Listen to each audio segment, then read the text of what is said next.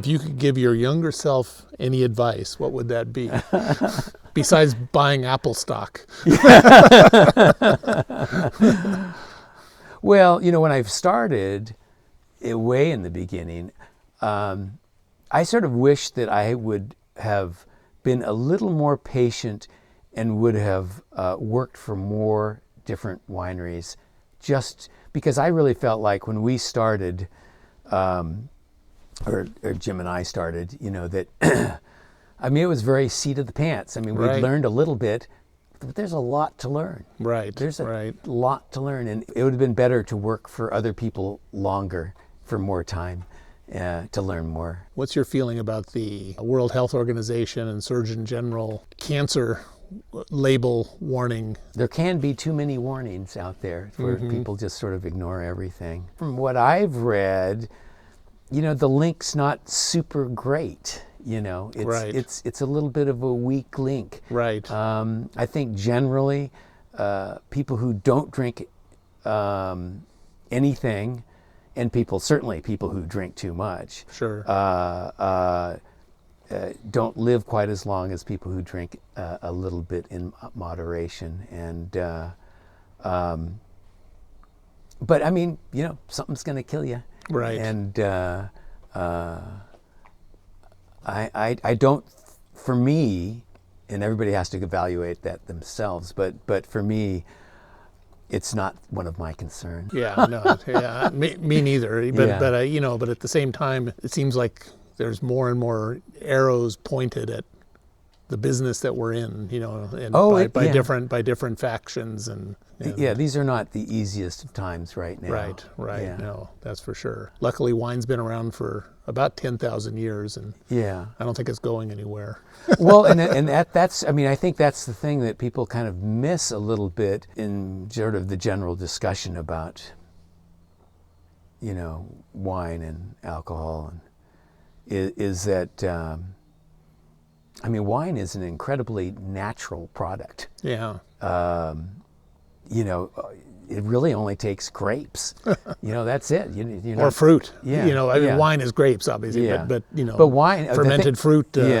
Grapes, though, in particular, have the right balance. Right. To make a great product all by itself. Yeah. And so, you can get excited about spritzers or mixed drinks or whatever, but as far as a natural and reasonably healthy product, wine's pretty good. Let's talk about the Rhone Rangers. Okay. Yes. You were at that very first gathering that we had up at LaLime's in Berkeley back in 1987. That was a fun tasting. I remember it very distinctly. It's funny in life how certain things that really stood out to me. Definitely a benchmark for me as well. I'm not, I'm such a I'm not really that much of a recluse, but I'm just not much of a joiner of organizations, but I really enjoyed that association. And in the beginning, there wasn't any formality to it. It was just kind of like-minded individuals, Rhone Varietals, producers, individuals getting together to help promote the cause. Yeah, and it was really unknown at that time. Rhone wines in general were not very well known either. What did you think about the effect that the photo of Randall Grahm on the cover of Wine Spectator in the Lone Ranger? Do you think about that? Randall was a marvelous promoter, right? And it certainly helped our cause. And then there was that, what I want to call a summit of Rhone producers at Meadowood in 1990 that Bob Haas really was instrumental behind organizing that. In fact, I think I would call him the main organizer. There were other people who were organizing it as well. Richard Keene from McDowell Valley Vineyard and John Bixenstein was really active in organizing that as well. Having a really hard time remembering it until you reminded me that Marcel Gigal was there, and the whole story, his whole discussion was about this clonal material called Syrah, a type of Syrah. Yeah.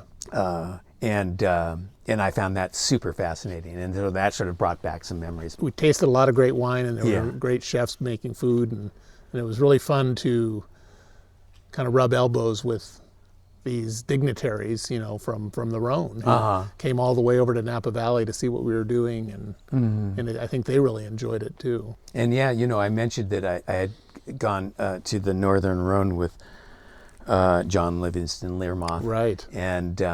And so the interesting thing about that whole little meeting was there were a group of us California winemakers. After we visited a number of Northern Rhone producers, from Cornas to Côte Rôtie, and then afterwards we had a little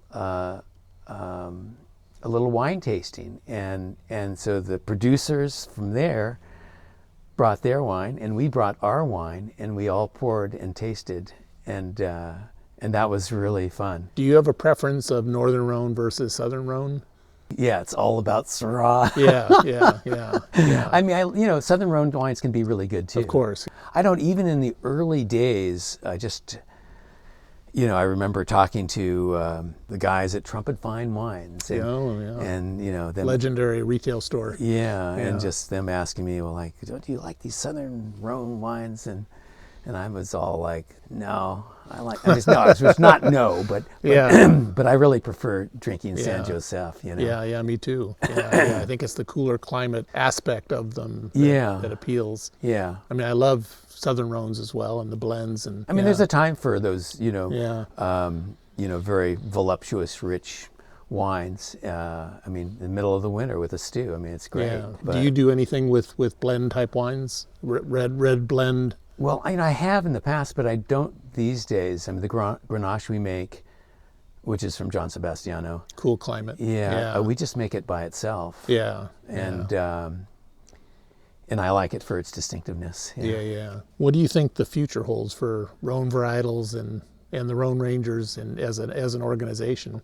I don't know if I can say to the organization, but I really feel like, Rhone Varietals are particularly well suited for California. And, although Syrah has not become famous yet, who knows, maybe it will.